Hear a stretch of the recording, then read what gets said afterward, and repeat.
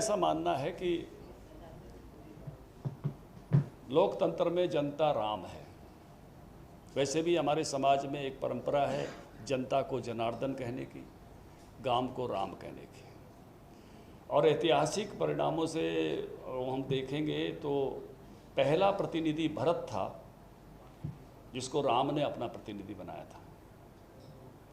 शब्द भी है रामायण में इस्तेमाल का कि मैंने अपना राज्य वापस लिया, तुम जाओ 14 साल तक मेरे प्रतिनिधि के रूप में काम करो, मैं वापस आकर अपना शासन ले लूँगा।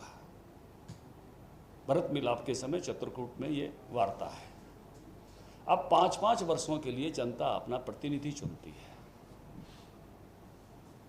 और ऐसे जनता जनार्दन के लिए इस प्रकार के शब्दों का इस्तेमाल, ये मोहब्बत की दुकान है या नफरत की दुकान है?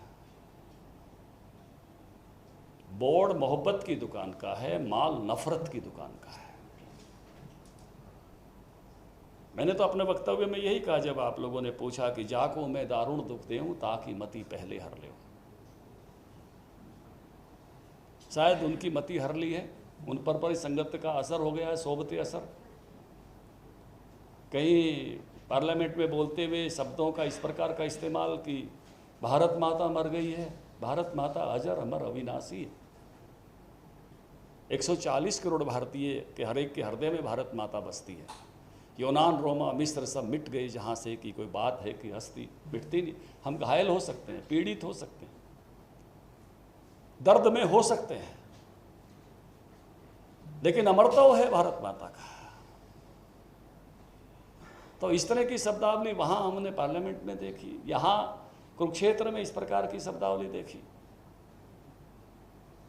मुझे लगता है कि इससे दुर्भाग्यपूर्ण शब्द हो नहीं सकते।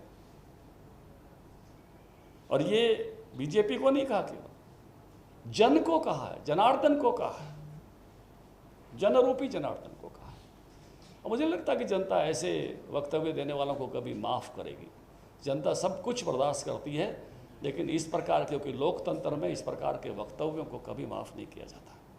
उनको पीड़ा हो सकती है, दर्द हो सकता है कैथल का, जींद का, लेकिन अपने व्यक्तिगत दर्द को इस प्रकार से, जब आशीर्वाद मिलता था तो इसी जनता का मिलता था, जब जीतते थे तो इसी जन के आशीर्वाद से जीतते थे। जन जिस समय जिसको योग्य मानता है उसको आशीर्वाद देता है। कुछ समय आशीर्वाद नहीं मिला तो आपकी वाणी में कटुता आ गई, मर्यादा भूल गए। मैं एक इसी समय के एक उल्लेख करना चाहता हूँ। बहुत भावपूर्ण एक बात है। जब भरत वापस लेने के लिए राम को आए थे तो कैकेयी भी साथ आई थी, और कैकेयी को मन में लग रहा था अपराध बोध, इसलिए कैकेयी ने राम से पूछा कि राम मुझे क्या मानते हो? बोला माँ मानता हूँ। तो बोला माँ मानते तो मेरा कहना मारकर वापस चलो। तो राम ने कहा कि माँ ममता की कीमत मांग रही हो।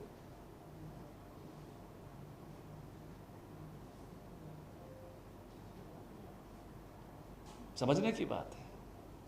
मर्यादा है हर किसी की, मां की भी मर्यादा है, पुत्र की भी मर्यादा है, पिता की भी मर्यादा है, नेता की भी मर्यादा है। मर्यादाहीन होकर राजनीति नहीं हो सकती। सबसे पहले मैं आज भावपूर्ण श्रद्धांजलि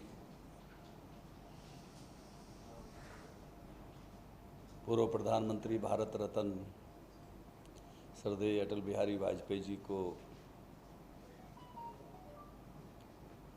अर्पित करते हुए अपनी बात, मैं उन सौभाग्यशाली लोगों में से हूं जो मुझे उनके कार्यकाल में पार्टी में काम करने का मौका मिला। मुझे प्रधानमंत्री थे, मैं पार्टी का नेशनल सेक्रेटरी था, और बहुत लगातार पार्टी के पदाधिकारियों की बैठक, कभी उनके घर पे, कभी पार्टी कार्यालय पर, कभी देश के किसी हिस्से में, ऐसी छोटी बड़ी अनेक बैठकों में उनको नज़दीक से देखने का, सुनने का, बात करने का अवसर मिला। मैंने अपने जीवन में सर्वाधिक, जिसको एक शब्द इस्तेमाल किया जाता है आजकल बहुत जितने भी बड़े लोग इस्तेमाल करते हैं, महान लोगों के लिए कहा जाता है प्रोएक्टिव, कि संसार के सब लोग प्रोएक्टिव हुए हैं, जो बड़े लोग हुए हैं, महान लोग हुए हैं। सामान्य लोग रिएक्टिव होते हैं। पूर्ण परफेक्शन के साथ उनको प्रोएक्टिव देखा मैंने, पूर्णता के साथ।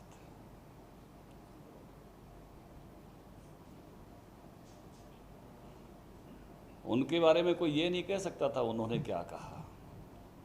बड़े से बड़ा व्यक्ति आके यही कहता था कि उन्होंने बड़े ध्यान से सुन लिया।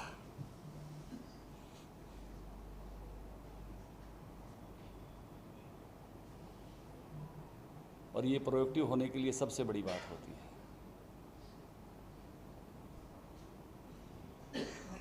तो ऐसी महान शख्सियत एक अच्छी पारी खेलकर, और उनकी कविताओं ने भी, जहाँ उनकी उपस्थिति ने, उनके नेतृत्व ने अनेक मौक़ों पर बड़ी प्रेरणाएं दी।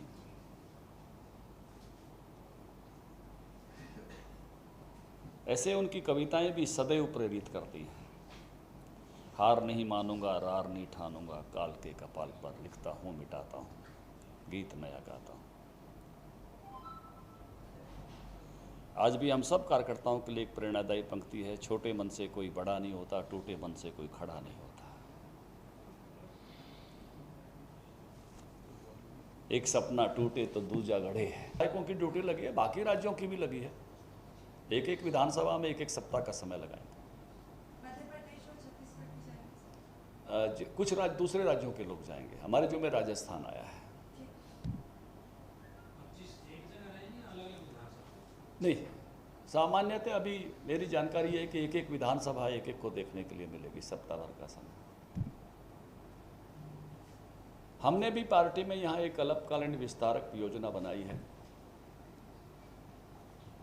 लक्ष्य लेके चले हैं कि हम 4000 विस्तारक निकालें एक सप्ताह के लिए। लक्ष्य बड़ा है, अचीवमेंट कितना होगा जब अचीव होगा तब बताऊंगा। सितंबर फर्स्ट वीक से सेकंड वीक तक, शनिवार रविवार से इस योजना को शुरू करेंगे। 2 दिन इसलिए ले रहा हूं कि 5 लोकसभा में एक दिन शुरू करेंगे, 5 में एक दिन शुरू करेंगे।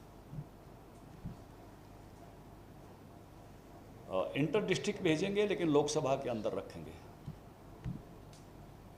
हर विस्तारक को एक शक्ति केंद्र, औसत रूप से 5 बूथ संभालने का काम देंगे।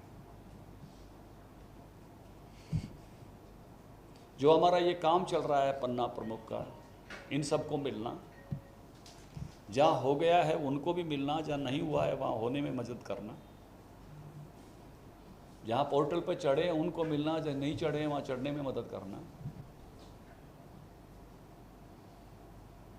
एक तरह से हर बूथ पर ये गतिविधि को मजबूत करेंगे, कैटलिस्ट का काम करेंगे।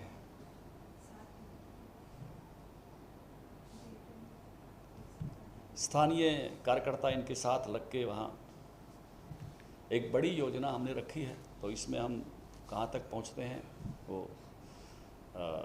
उस समय आपको साझा करेंगे, सफलता का लेवल क्या रहा। लेकिन एक बड़ा लक्ष्य लेकर चले हैं और सितंबर फर्स्ट वीक से सेकंड वीक तक 7 दिन का समय सबका दान मांगेंगे। हर मंडल से 12-13 विस्तारक आएंगे। लगभग जाने के लिए उतने ही आए तो उतने जाएंगे।